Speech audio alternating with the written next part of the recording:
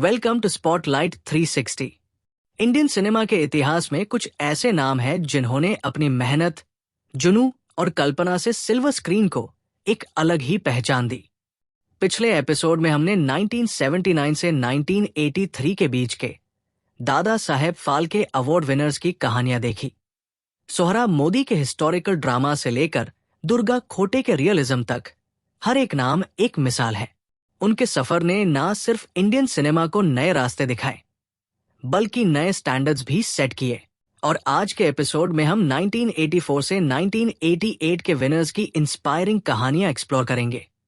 सत्यजीत रे की globally acclaimed film making से शुरुआत करते हुए वी शांताराम, बी नागी रेड्डी, राज कपूर और अशोक कुमार जैसे लेजेंड्स के सफर और योगदान पर बात करेंगे।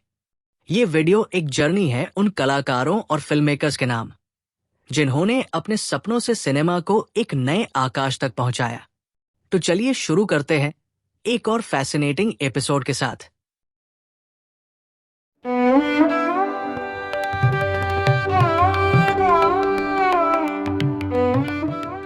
सत्यजीत रे 1984।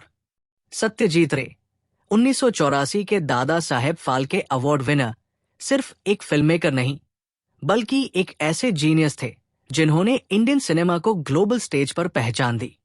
कोलकाता में जन्मे सत्यजीत रे एक फिल्ममेकर के अलावा राइटर, कंपोजर, ग्राफिक डिजाइनर और इलस्ट्रेटर भी थे। उनका नाम दुनिया के सबसे इन्फ्लुएंशियल फिल्ममेकर्स में शामिल होता है। उन्होंने अपने करियर की शुरुआत दी अपू ट्रायलॉजी से की, पाथ पंचाली, अपराजितो, अपूर संसार, जो दुनिया भर में क्रिटिकली एक्लेम्ड रही। उनकी फिल्म्स रियल लाइफ की सिंप्लिसिटी और डेप्थ को एक्सप्लोर करती थी, जिसमें ह्यूमन इमोशंस का एक अलग ही लेवल था। सत्यजीत रे ने इंडियन कल्चर, रूरल लाइफ और मिडिल क्लास स्ट्रगल्स को अपने यूनिक पर्सपेक्टिव से प्रेजेंट किया। रे की क्रिएटिविटी उनकी स्टोरी टेलिंग तक ही सीमित नहीं थी। उन्होंने अपनी फिल्म्स के पोस्टर और टाइटल डिजाइन्स भी खुद बनाए। उनका वर्क चारुलता, जलसा घर और गुपी गाइन बघा बाइन जैसे क्लासिक्स के साथ और ज्यादा पॉपुलर हुआ। 1984 में उनको दादा साहेब फाल्के अवार्ड दिया गया, जो उनके एक्स्ट्राऑर्डिनरी कॉन्ट्रीब्यूशंस और सिनेमा के प्रति उनके कमिटमेंट का सम्मान था। रे को 1992 में ऑनररी एकेडमी अवार्ड भी मिला। उनका काम उन्हें सिर्फ इंडियन सिनेमा का नहीं बल्कि दुनिया का एक अमर फिल्ममेकर बनाता है। वी शांताराम 1985।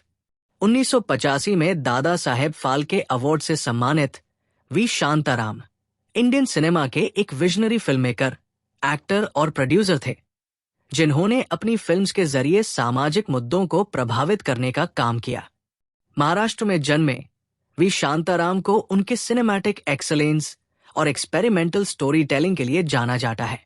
उन्होंने अपने करियर की शुरुआत साइलेंट सिनेमा के एरा में एक्टर के रूप में की, लेकिन उनका असली जुनून फिल्म मेकिंग था। उनकी पहली डायरेक्टोरियल फिल्म 1927 की नेताजी पालकर थी, जिसके बाद उन्होंने कई इम्पैक्टफुल फिल्म्स बनाई। 1951 की अमर भूपाली, 1957 की दो आंखें बारह हाथ और 1955 की झनक झनक पायल बाजे उनकी सबसे यादगार फिल्म्स में से है, जिनमें उन्होंने इंडियन कल्चर और ह्यूमन इमोशंस को बहुत खूबसूरती से दिखाया। वी शांताराम के काम में उनकी स्टोरी टेलिंग के साथ साथ उनकी टेक्निकल एक्सपर्टीज भी नजर आती है।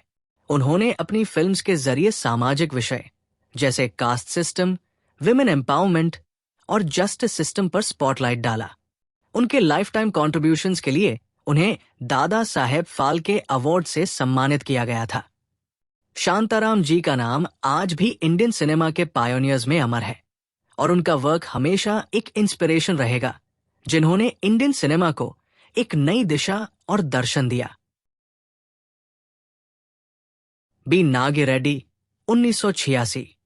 बी नागी रेड्डी, जो 1986 में दादा साहेब फाल्के अवार्ड से सम्मानित हुए, तेलुगु सिनेमा के एक आइकॉनिक फिल्ममेकर और प्रोड्यूसर थे।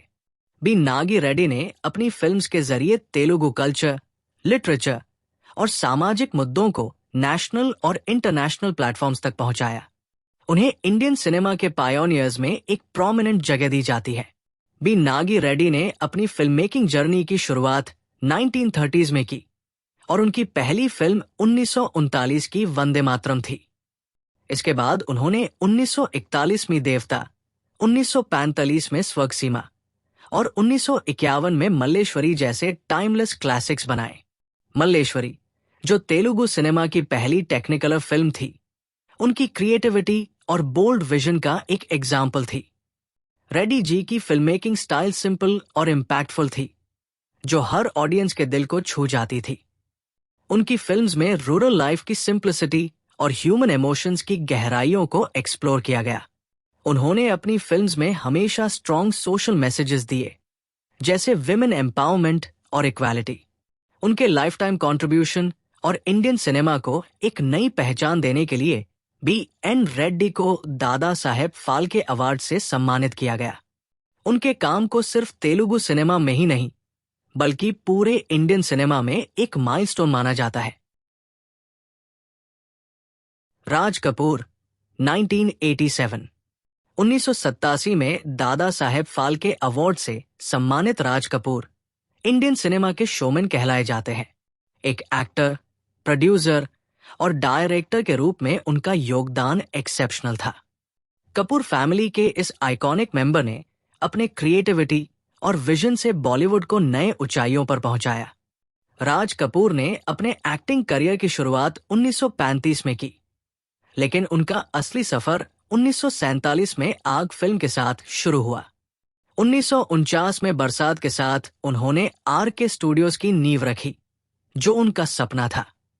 1951 की आवारा, 1955 की श्री 420 और 1970 की मेरा नाम जोकर जैसे क्लासिक्स ने उन्हें एक ग्लोबल आइकन बनाया। उनकी फिल्म्स में हमेशा ह्यूमन इमोशंस, रोमांस और सोशल इश्यूज का परफेक्ट ब्लेंड होता था। राज कपूर अपनी फिल्म्स के आइकॉनिक म्यूजिक और स्टोरी टेलिंग के लिए भी जाने जाते हैं। उनकी जोड़ी शंकर जयकिशन के साथ टाइमलेस मेलोडीज देती रही। राज कपूर ने अपनी फिल्म्स के जरिए सोशल इनइक्वालिटी और मिडिल क्लास स्ट्रगल्स को इफेक्टिवली हाईलाइट किया। दादा साहेब फाल्के अवार्ड उनके लाइफ टाइम कॉन्ट्रीब्यूशन के लिए था, जिन्होंने इंडियन सिनेमा को एक यूनिवर्सल अपील दी। उनका नाम आज भी बॉलीवुड के सबसे बड़े लेजेंड्स में शामिल है और उनका काम हर जेनरेशन के लिए एक इंस्पिरेशन है।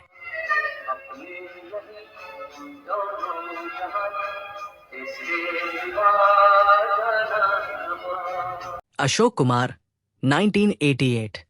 1988 में दादा साहेब फाल्के अवार्ड से सम्मानित अशोक कुमार इंडियन सिनेमा के असली ट्रेल ब्लेजर थे। उन्हें अफेक्शनेटली दादा मुनि कहते थे और उन्होंने अपनी वर्सेटिलिटी और नेचुरल एक्टिंग स्टाइल के जरिए बॉलीवुड को रीडिफाइन किया। अशोक कुमार न सिर्फ एक लेजेंडरी एक्टर थे, बल्कि उन्होंने अपने जमाने के स्टेरियोटाइप्स को तोड़कर एक नए एक्टिंग एरा की शुरुआत की। अशोक कुमार ने अपने करियर की शुरुआत 1936 में बॉम्बे टॉकीज की फिल्म जीवन नैया से की।